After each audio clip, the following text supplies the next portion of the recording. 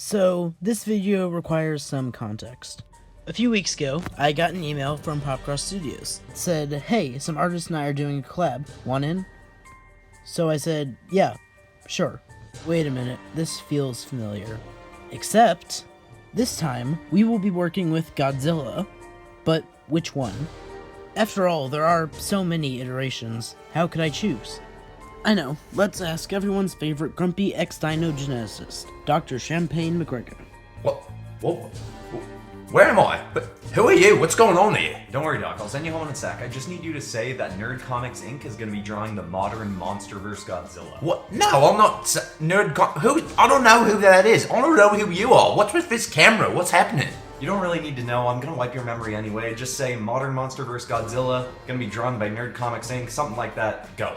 Modern MonsterVerse Godzilla? What does that have to do with blatant anything? Doc, I've got another 3 of these to do. Could you please just say the line? I need you to tell me. Oh my god. Why am I white?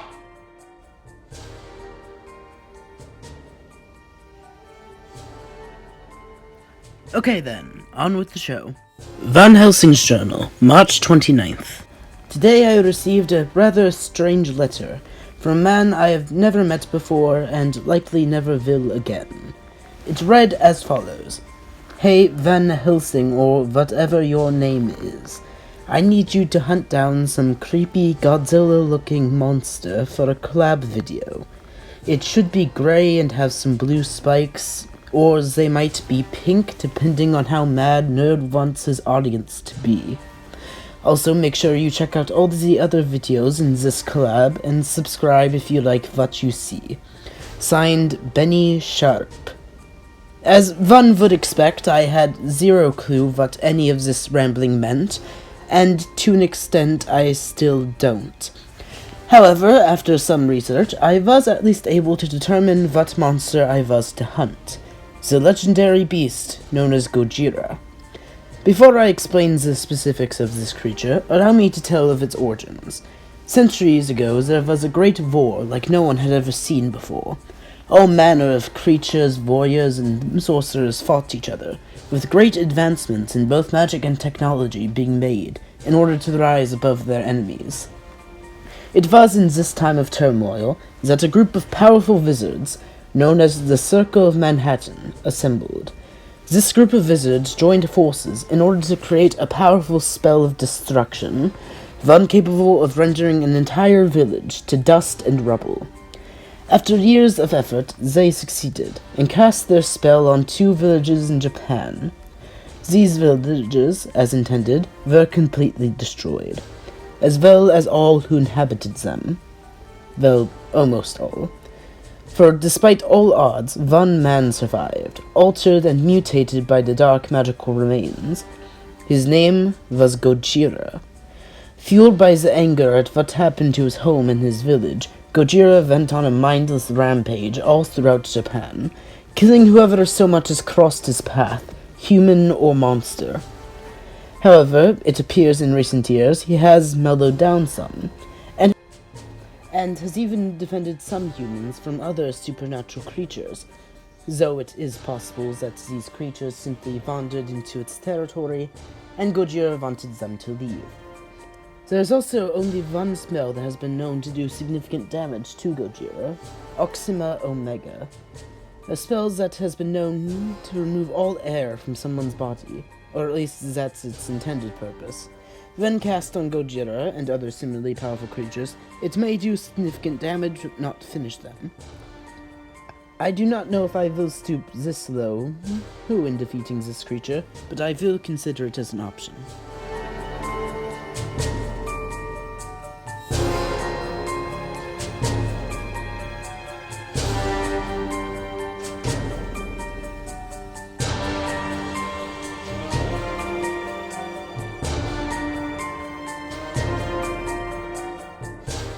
However, before I go to fight him, I figured I should take some time to research other monsters and beings who have attempted to destroy the creature, so that I know what not to do. One of my first of these attempts involves a sorcerer by the name of Genshiro Shirogami, and his daughter, Erika. Shirogami was a powerful sorcerer who spent most of his time working with plants. attempting to use all varieties of magic in order to create plants capable of growing in deserts. However, his work also attracted a few rivals, ones that were willing to go to horrible lengths to get ahead, such as killing his daughter. One night, while Erica was walking home, a rogue assassin stabbed her in the chest. She was able to make it home, but would still surely die, unless her father had anything to say about it. Shiragami had a secret project he'd been working on, one that he thought would be the secret to curing any known disease or injury. An enchanted rose watered with the blood of Gojira. He was unsure if it would actually work, but, seeing as he had little time, he took the rose and planted it in the chest of his dying daughter. And surprisingly, this worked. For the next few days, Erica was perfectly healthy. She was unable to remove the rose, as this would cause her to immediately die, but other than that, there seemed to be no side effects. Until the rose began to grow. Sentient vines began to grow from the rose and wrap all around Erica's body, controlling her movements. Erica soon found that her body was no longer her own, merely a vessel for these vines. Her father tried to find a cure for this, but never could. The vines continued to grow, and eventually it took on a crocodilian form, with multiple mouths sprouting from its back. Erica, still alive, but unable to move, had no choice but to watch her new monstrous form kill her own father, then escape into nearby woods. She would live like this for years, until the monster, now referred to as Biollante, came across Gojira. The two powerful monsters locked eyes and began to fight. The battle lasted for hours until Gojira grabbed Biollante by the tail and threw her into the air.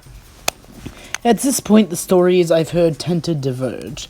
Some say that the resulting fall caused the cursed rose to dislodge from Erica, finally ending her suffering, while other stories state that Biollante is still out there to this day. And some even claim that when the remains of Gojira's blood that helped create Biollante were launched into the air, they somehow created something much worse.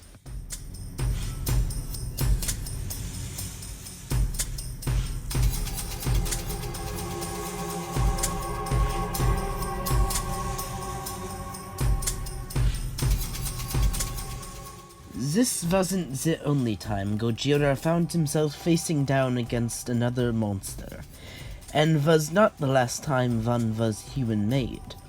Shortly after the creation of Gojira, a group of eco-cultists who simply referred to themselves as the Hands of Earth decided that Gojira's existence was an affront to nature and therefore must be destroyed. In order to do this, they planned to take one of their members and magically alter him into a powerful magical creature, one capable of defeating Gojira. The debate of who would take on this new form lasted for days, as most members of this cult wanted the apparent honor. Eventually, the decision came down to two twin siblings, a brother and sister named Batra and Mothra. Eventually, it was deemed that the older of the two, Batra, would be the one transformed. The spell was cast, and Batra became a large humanoid moth with a black exoskeleton and fire-like wings. However, that was when the troubles began. Batra, his mind having been altered by the dark magic, began to destroy everything in his path, becoming more of a threat than even Gojira. So, of course, when he and Gojira finally faced each other, the results were disastrous. Halfway through the battle, seeing their action had been a mistake, the Hands of Earth decided to alter Mothra as well, in order to have her slay her brother. Mothra solemnly agreed, and the transformation took place. A different set of spells was used, while allowing her to keep her mind also made her far weaker than Batra. Soon the three monsters began to fight, and, in the end, Batra died. Gojira was temporarily imprisoned, and Mothra still lives on to this day, serving as a guardian of nature.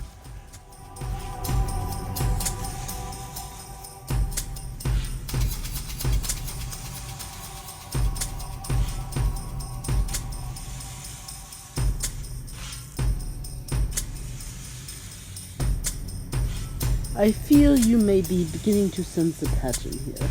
as the next creature I will research today is yet another one that was created to destroy Gojira, yet this one by accident. A few years after the biollante incident, a strange species of large crabs called Destroyers were magically altered by Oxima Omega, the same spell created to destroy Gojira. These crabs would later grow and alter themselves into a singular entity, also called Destroyer for some reason. Obviously, it resembles a large red and purple humanoid crab, but it also has large dragon-like wings and a body shape that somewhat resembles Gojira. Its most devastating ability, however, is the horn on top of its head. This horn can produce a magical ray, emitting the very same spells that both created it and attempted to destroy Gojira. And it seems the spell's goal was shared by Destroyer. Shortly after being created, Destroyer made its way down to Japan and began to hunt down Gojira. However, upon arriving, he found something else, Gojira's son. Gojira, years after the battle with Biollante, had taken a break from his rampaging and had a son, who shared his father's monstrous appearance and abilities. I don't know how this happened, and frankly, I don't want to. Either way, Destroyer found Gojira's son, and while Gojira Jr. put up a good fight, he was not able to last, and was killed by the hands of Destroyer. When Gojira himself heard about this, he was understandably enraged, and quickly began to fight Destroyer. The battle lasted several days, with most of Japan becoming near uninhabitable by the battle's end. However, Gojira had a singular ace in the hole, a dormant power that not even he knew he had. The grief that Gojira felt for his murdered son began to act as a power source, making Gojira more powerful than he had ever been before, and likely ever would be again. With a single blast of his dark magical breath, Destroyer was finally, well, destroyed.